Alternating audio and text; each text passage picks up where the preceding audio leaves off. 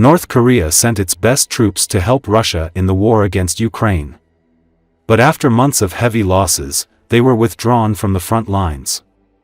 According to the New York Times, citing Ukrainian and American officials, North Korean soldiers have not appeared on the front lines for about 2 weeks.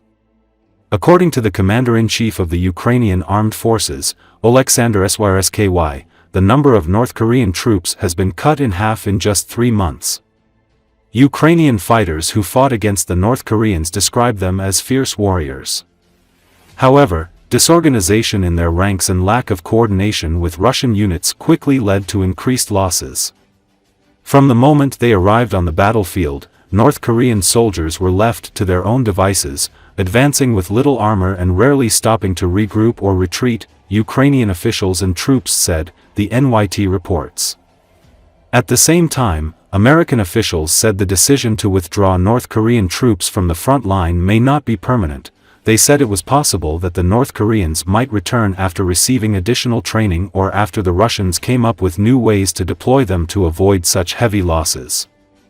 As the publication notes, Kim Jong-un most likely has his own motives for helping Russia in Kursk.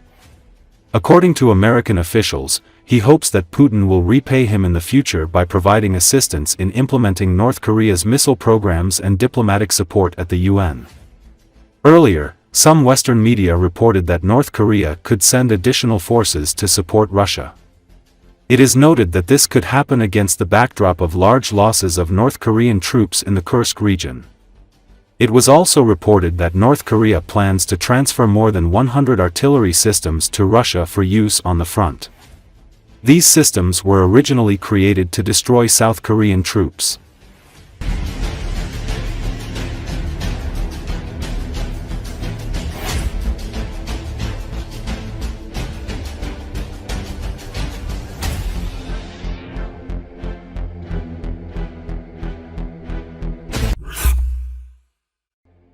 Kremlin spokesperson Dmitry Peskov confirmed on Thursday there were Russian nationals on board the American Airlines flight which collided with a U.S. Army helicopter near Washington, D.C.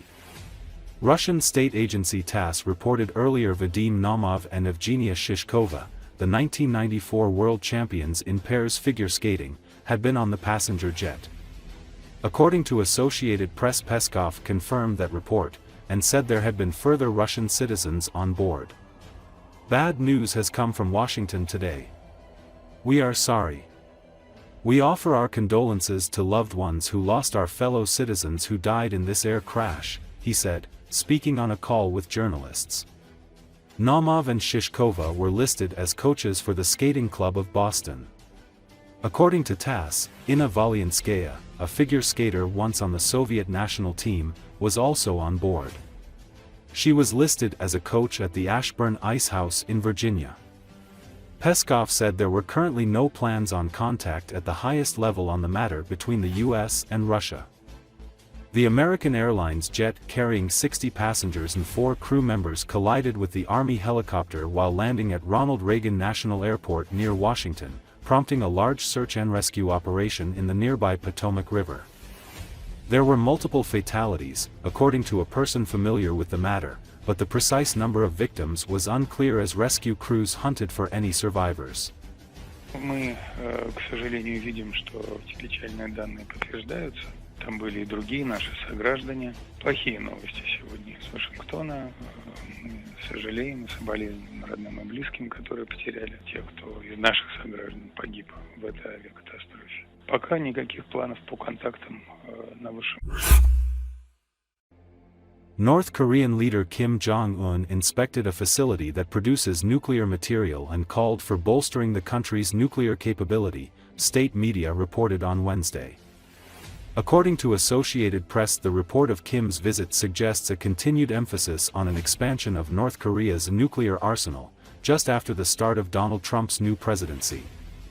The official Korean Central News Agency reported early Wednesday that Kim visited the nuclear material production base and the Nuclear Weapons Institute.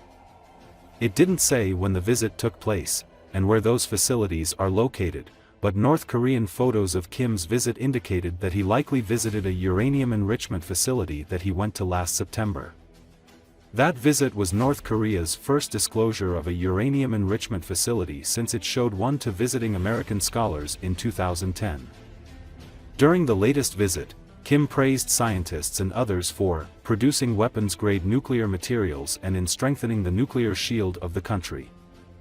On Sunday, North Korea said it tested a cruise missile system, its third known weapons display this year, and vowed the toughest response to what it called the escalation of U.S.-South Korean military drills. North Korea views U.S. military training with South Korea as invasion rehearsals, though Washington and Seoul have repeatedly said their drills are defensive in nature. In recent years, the United States and South Korea have expanded their military exercises in response to North Korea's advancing nuclear program. The start of Trump's second term raises prospects for the revival of diplomacy between the United States and North Korea, as Trump met Kim 3 times during his first term. The Trump-Kim diplomacy in 2018-19 fell apart due to wrangling over U.S.-led economic sanctions on North Korea.